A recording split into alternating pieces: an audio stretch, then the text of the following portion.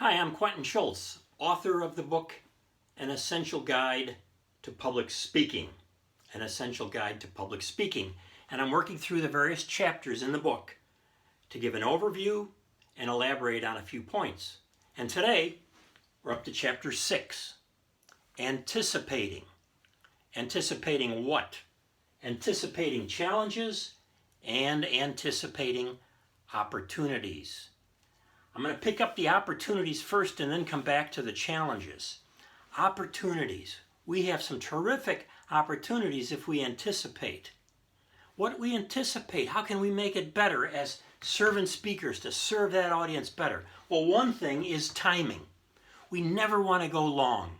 We always want to be within time. A little bit short is okay, but long speeches, way over what people expected in terms of length, or the time that's allocated, not good.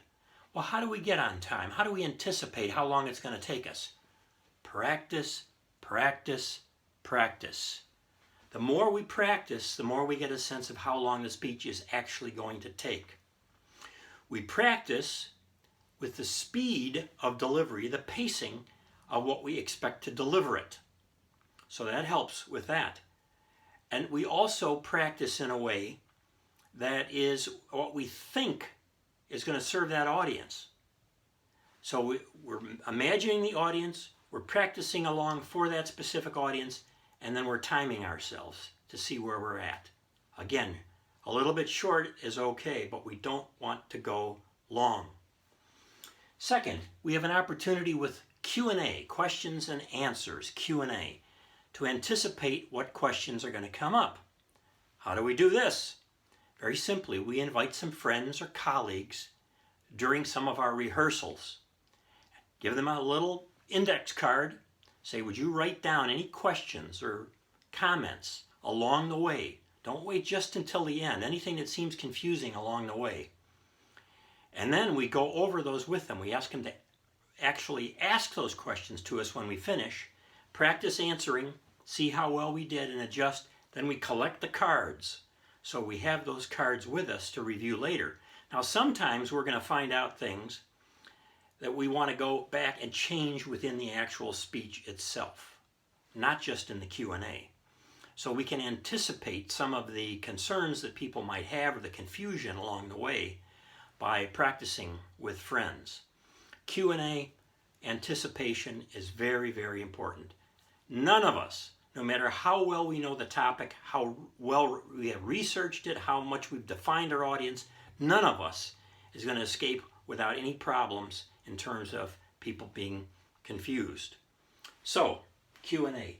The third thing to anticipate as an opportunity is Kairos. It's a Greek word, K-A-I-R-O-S, Kairos. It means, in a sense, the right and fitting time. It's an opportune time that comes up. Think of Kairos as you want to apologize to someone and just the right situation comes up to do it, and you do it and it was right. Kairos.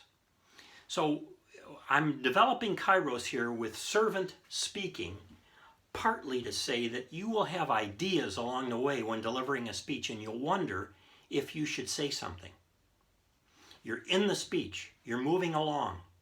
It may have been something that came to your mind that you suddenly realized had been there in the research and then narrowing it down for the different outlines. But should you say something or not?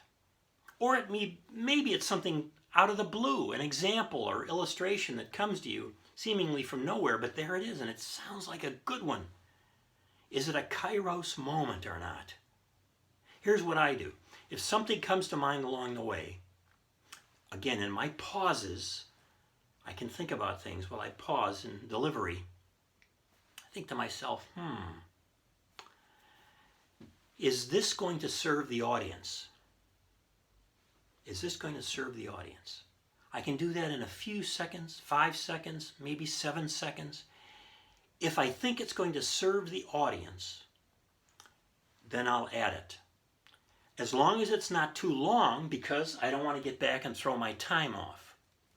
So I have to be careful. Or it may be an example or illustration that's better than the one I had planned, And since I'm speaking extemporaneously from an outline, not a manuscript, I don't have to say the one I had planned. I can say the new one that came to mind and take it from there without adding much to my time. So these are 3 opportunities. Now what about challenges? What about challenges? What can we anticipate in terms of challenges? A lot of challenges come up. One of which is when we misspeak. We say something that we didn't quite get right. Or we mispronounce something. I call these minor challenges. They're minor challenges. We just flub up in some way. Happens all the time. I probably have done it a couple of times already in this video. We ignore those and move on. They're not big issues. They're not big, so just forget about them. Don't let them throw you for a loop. Keep going. Keep going. Those are minor mistakes. Minor mistakes. What if it's a major mistake? Like we say the opposite of what we intended to say. Okay. What if we mispronounce a critical name of a source or somebody who's there in the audience that we're referring to? We stop and correct ourselves. We don't make a super big issue out of it, but we stop and correct and then move on. So minor mistakes, forget it, keep going. Major mistakes of a kind that really cause confusion or opposite meaning, those we correct and then we keep going. Now I haven't said anything in this video about technological mistakes, which are really technological glitches that come up.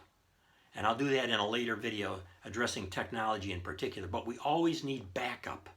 We can't depend entirely on technology. So servant speaking involves anticipating both challenges and opportunities. The challenges can be minor, forget them and move on. If they're major, we correct ourselves and move on. The opportunities are great. Practice to get on time. Make sure you're on time. The Q&A. Get some help from people. Make sure you're prepared for that Q&A and adjust your speech as needed. And then Kairos, those fitting moments that might come along. Judge them on the basis of whether or not they seem to be the kind of thing that would actually serve your audience as a servant speaker. Accept the challenges. Accept the opportunities. They can both serve us as we serve our audience. Thank you.